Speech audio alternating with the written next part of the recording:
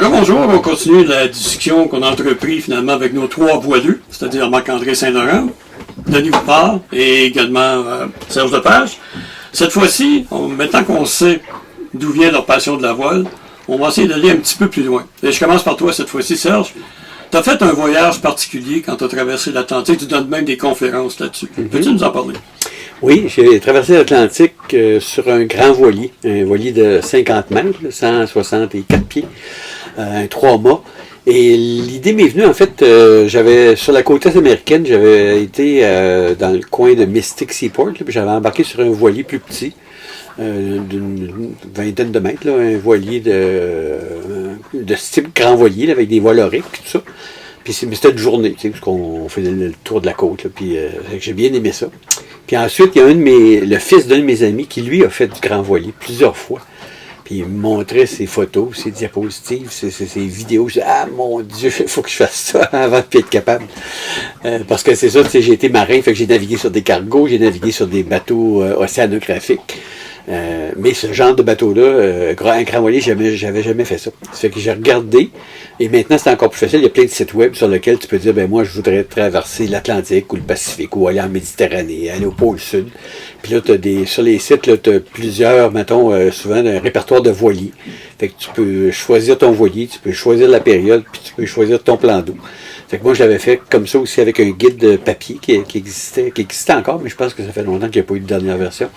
Et un site web, puis c'est comme ça, en regardant, souvent, tu as une description sommaire du voilier, puis après ça, tu as le lien pour aller sur la compagnie du voilier.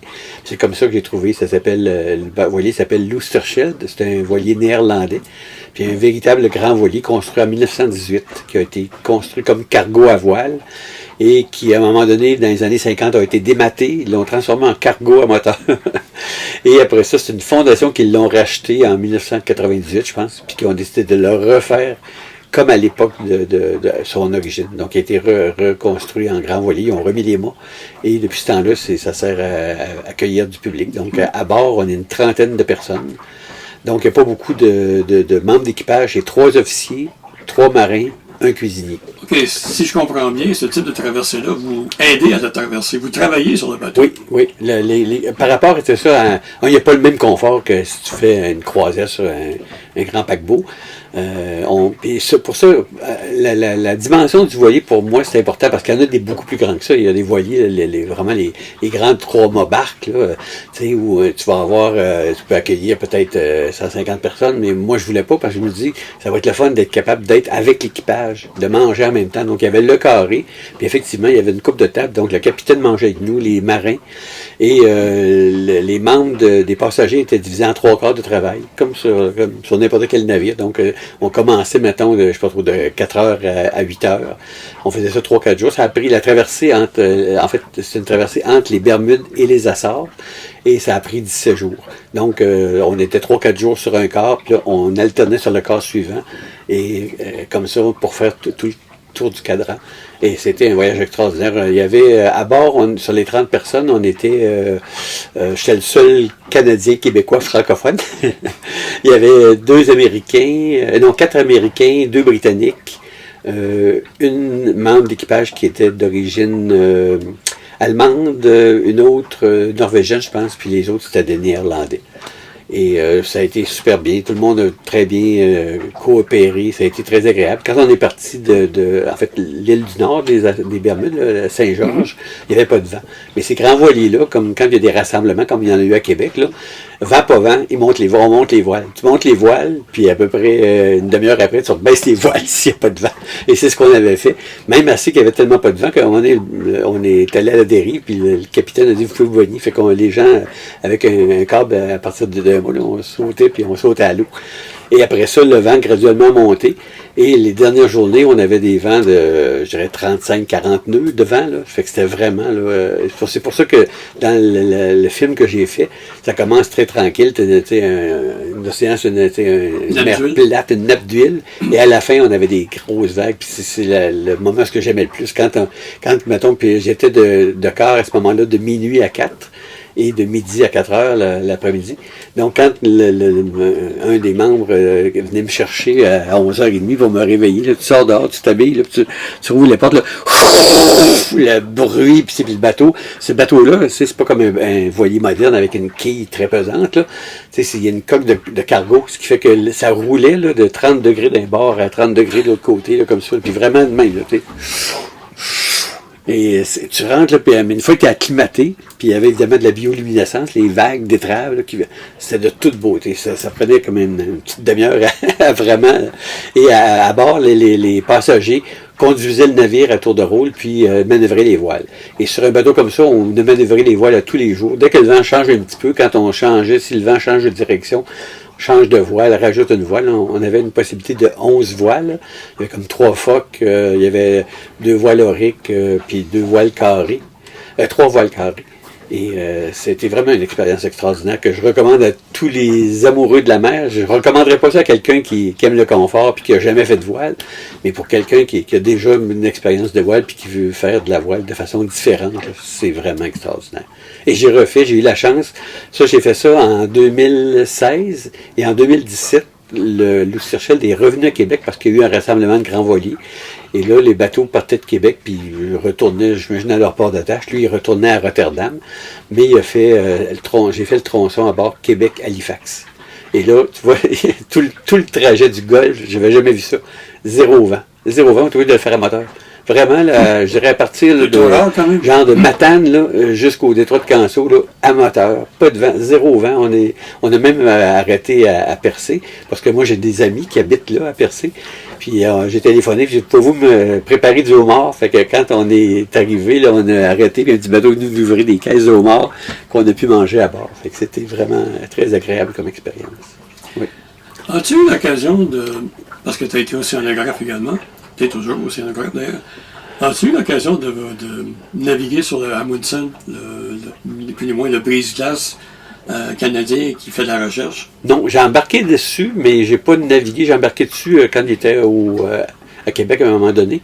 J'ai eu la chance, par contre, d'aller sur un autre gros navire océanographique, là, le Hudson, qui est maintenant, mais ça fait pas si longtemps que ça, qui est hors service, là, et qui a été, quand je l'ai pris, je l'avais pris, mon Dieu, pas pour une lettre, je l'ai pris dans le nord, près de Iqaluit, et à Cape Dorset, qui est un petit village près de Iqaluit, et on a fait toute la baie du Son. Et moi, je suis débarqué à Churchill, au Manitoba. Donc, j'avais passé 3 semaines à bord du Hudson, là, qui est un navire un peu comme l'Amundsen.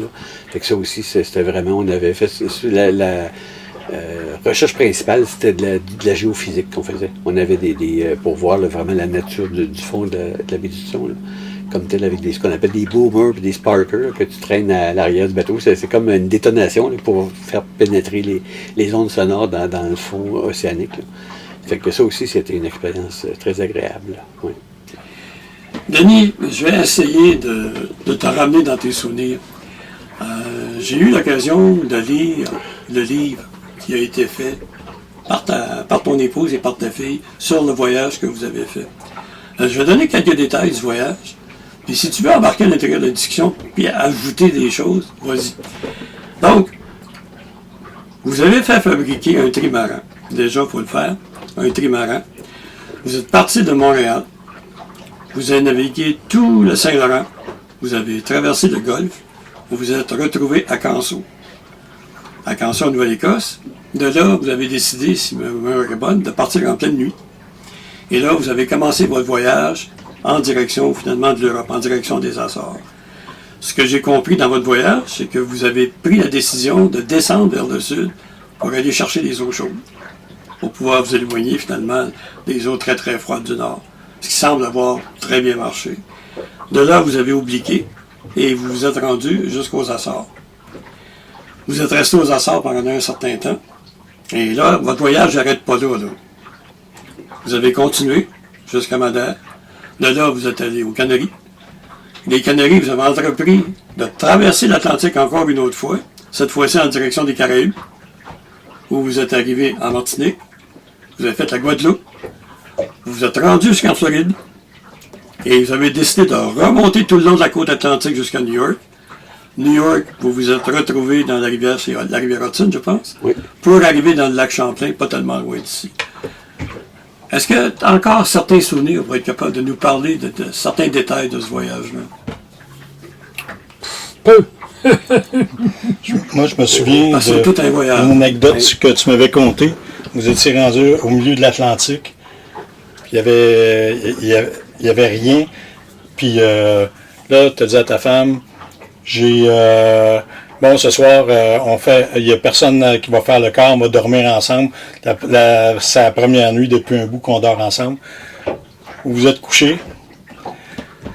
Et là, je pense peut-être vers 6-7 heures le matin, d'un coup, tu as un klaxon. Là. Puis là, il y avait un cargo qui passait pas loin de vous autres. Là, toi, tu me dis, hey, tu te réveilles, on était tout nus, on sort, nous autres, qu'est-ce qui se passe? Là, tout l'équipage nous envoyait à la main. Je me souviens pas de ça. Non, moi, je m'en souviens parce que je trouvais ça trop drôle. J'ai dit, hey, le gars, il rencontre pas de bateau. La seule nuit qui restait, tu sais, qui dorment toutes. Puis... On est dans un petit monde. Hein? Oui. On est dans un petit monde. Ça me fait penser justement au professeur de Colombie-Britannique qui avait décidé d'aller habiter aux îles Falkland parce qu'il ne voulait pas que ses enfants soient élevés dans la guerre. Et c'est justement le temps, finalement, où l'Argentine et l'Angleterre sont rentrés en guerre sur les îles Falkland. Ah oui. Comme quoi, il n'y a pas d'endroit sur la planète où vous pouvez être complètement tranquille. Oui. Qui aurait pensé ça, hein, vraiment? Oui. Marc-André, tu as moins d'expérience que les deux autres en ce qui concerne finalement des traversées transocéaniques et ainsi de suite. Mais de ton expérience à Lucie, qu'est-ce qui t'a le plus marqué en bateau? Qu'est-ce que tu as trouvé de plus intéressant, instructif?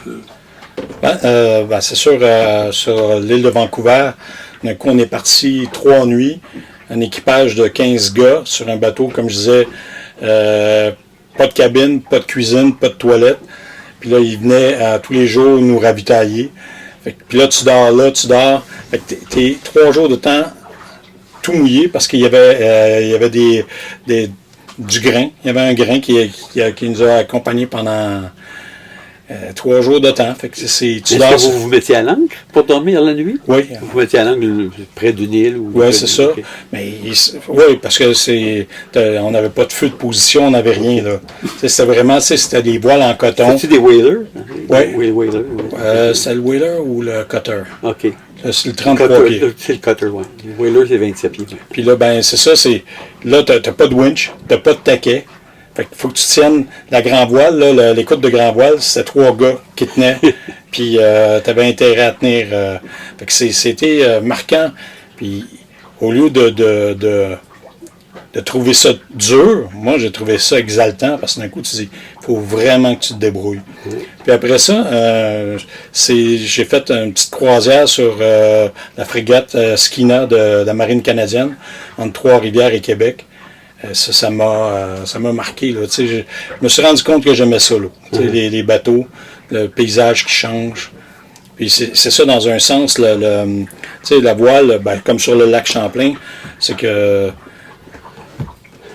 à tous les jours, tu as un nouveau paysage quand tu vas te coucher puis tu te lèves. Ça c'est extrêmement... Puis comme tu disais tout à l'heure, une fois que tu es à voile, c'est comme... C'est un autre monde. Tu arrêtes le moteur. Tu fais bip. Là, tu viens.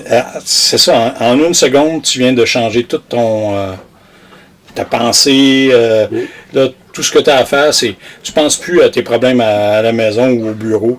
Tu regardes tes voiles, tu dis, bon, il faut que j'ajuste. OK, c'est quoi qui va. Ma femme, elle me disait, t'es trop compétitif. C'est pas une question de compétitif, c'est une question. Tu t'arranges pour avoir le meilleur angle d'attaque possible, aller chercher ton vent pour que ça soit parfait. Tant qu'à être sur un bateau, tu fais pas juste lever les voiles puis tu dis, bon, regarde, ça va rouler. Là. Fait qu'on s'amuse. Puis ça dort bien. Tu as le bruit du clapot là, qui...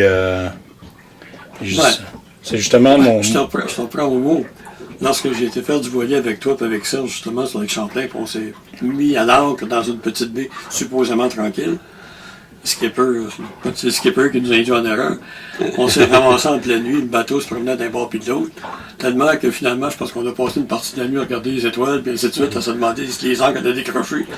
Donc, il y a toujours, moi ce qui me fascine dans la voile, c'est que 24 heures sur 24, vous devez être attentif. Il y a toujours quelque chose qui peut arriver. Ouais. Tout le temps, tout le temps, tout le temps, tout le temps. Ce qui est très différent avec la navigation motorisée.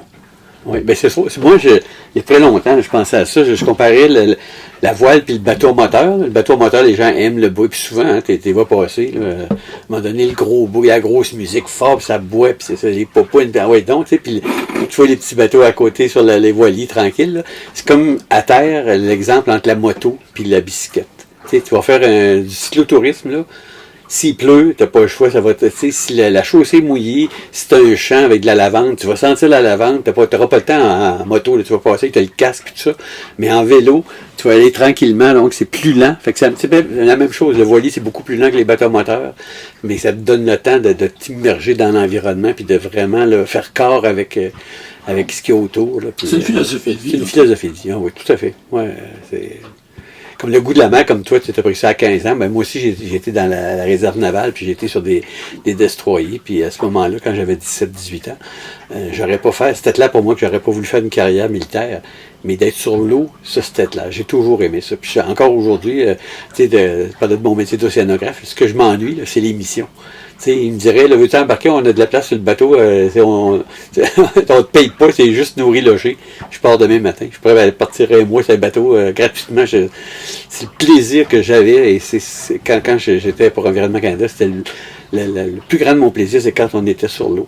J'ai été chanceux à un moment donné quand j'étais pour la protection de l'environnement. On avait un petit bateau quand même, un bateau de 35 pieds, là, où on partait de Montréal, puis souvent on mettait à l'eau, soit à Verchères ou tout ça, mais on allait sur le fleuve, puis des étés je sortais 25-30 fois. Là, ça m'a permis au moins d'être sur l'eau, même si c'est pas en pleine mer ou sur le milieu de l'océan. Dès que je suis sur l'eau, comme le lac des Deux-Montagnes, c'est pas un gros lac, mais ça fait l'affaire pareil.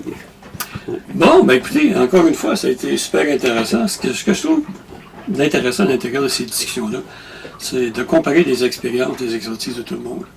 Et là, on n'est même pas entré encore dans les anecdotes, là, parce que des anecdotes, on en a tant qu'on peut en vouloir. Puis je pense que je vais peut-être me risquer à tenter un autre segment sur des anecdotes. On se retrouve dans quelques minutes.